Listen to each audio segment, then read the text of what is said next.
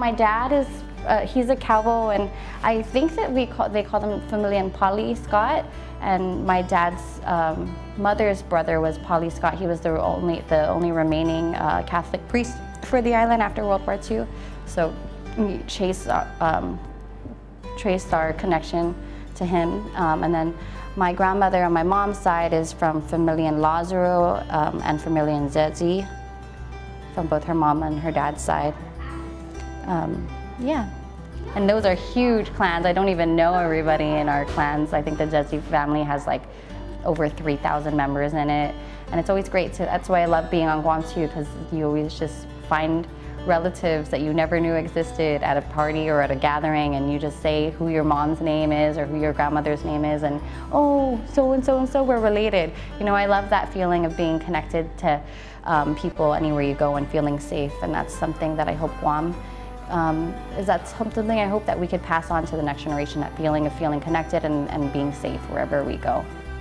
My name is Moneka de Oro.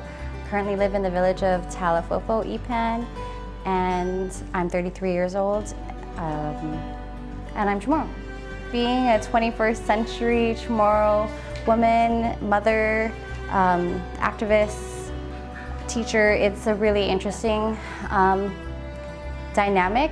I try to have a lot of fun with it, practicing the CHamoru language, practicing CHamoru traditions, engaging in the environment and with other people who are interested in that can be really fun, but it's also a challenging time when there's all these threats to your culture, threats to the land, threats to the way of life that has sustained the people. So it's definitely a mixed bag of emotions, and every day is a different day, but I'm blessed with the responsibility of being CHamoru and carrying on that legacy to the next generation. I'm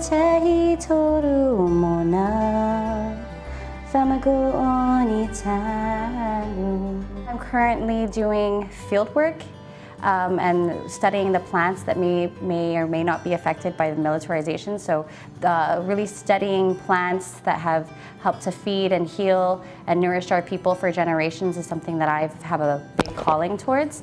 I also taught history of Guam and history of the United States in the high schools, and imparting the history and the knowledge of our people onto the next generation in the high school was definitely a really rewarding experience for me. I also am involved in a lot of different organizations that fight for political sovereignty or perpetuate our cultures. Can you help me water the plants out here? I definitely felt growing up that living on the islands, there wasn't much more growth that could happen, and that I needed to go off island to become my true best self. And quickly I realized after being away for a few years that that's not the truth, and that I can have a fulfilled life here in the islands, and coming back and really dedicating my space or my energy and my heart into the culture and into protecting the environment and protecting our ways of life has been incredibly enriching, and I hope that more people can realize that they can have a full experience of a life, just giving themselves to our families and to our lands, and also connecting with the other islands of the Marianas is something that's been so beautiful, and I hope more people do that as well. And really being a mom is like the most rewarding thing, and trying to impart on my son the importance of taking care of our island and being proud of who we are is something that is I do every day, and it's a great blessing to do that. My son's name is Maasi. He is 10 years old. He's outside playing. That's something that he likes to do every day.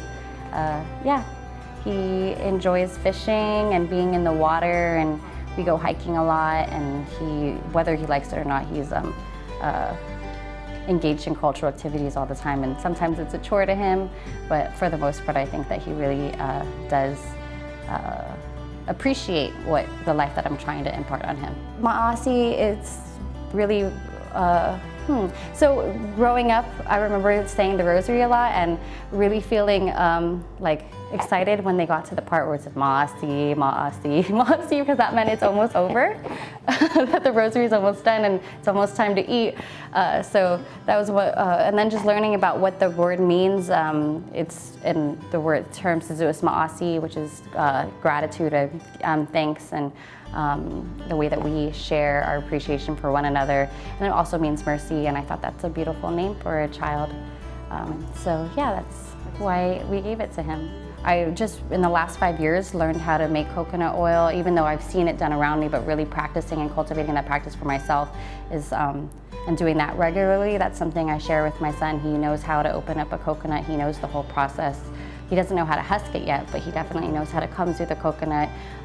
He goes out fishing with his dad pretty often, and all different types of fishing, and he really appreciates those sorts of engagement with the natural surroundings, and that's what have kept our people healthy and strong, is being nourished by the land and nourishing the land in return and the sea. So really cultivating that sense of stewardship with him is something that's important to me. This is Taga. Hi. Taga is the name of the biggest latte stone, or the chief from Tinian that created the biggest latte stones. So our dogs' names are Taga and Gani is the northern islands of the Marianas. All the islands north of Saipan are referred to as Gani. So also naming our dogs, giving our dogs CHamoru reference names has been important to us. Another thing that my family does to pass on our tradition, this is my parents on a canoe that was built in the early 80s, late 70s. And my dad is in Saipan right now, and he's volunteering with a group called 500 Sails, which is trying to reinvigorate our sailing traditions. He is also carving a canoe for our family and hopes to sail it from Saipan down here one day, and that would be really awesome. So my parents have always been like a really great example of prioritizing culture, prioritizing relationships with people who also value culture. I grew up around cultural practitioners and sitting with them, going to parties with my parents, with people who really valued, whether it be carving or just cooking CHamoru ways. It was really great to that my parents exposed myself to those people, that's Gani, to those types of people who aren't necessarily people you find in your own personal family, or that we found in our family. We have a very, I guess, American life where we have to go to work and do all those sorts of things, but I wake up really early. I usually try to walk my dogs and go to the beach and pick flowers on the way, because having a flower in my hair is always makes me happy. I feel kind of naked without some native jewelry and a flower. So picking those and then going off to work and picking up my son and either taking him to soccer practice or doing something outside for a little bit. And coming home and having dinner is pretty much daily ritual. I also love to check on my grandmother. She's going to be 88 this year, and I try to visit her as often as I can, maybe 2-3 times a week at minimum.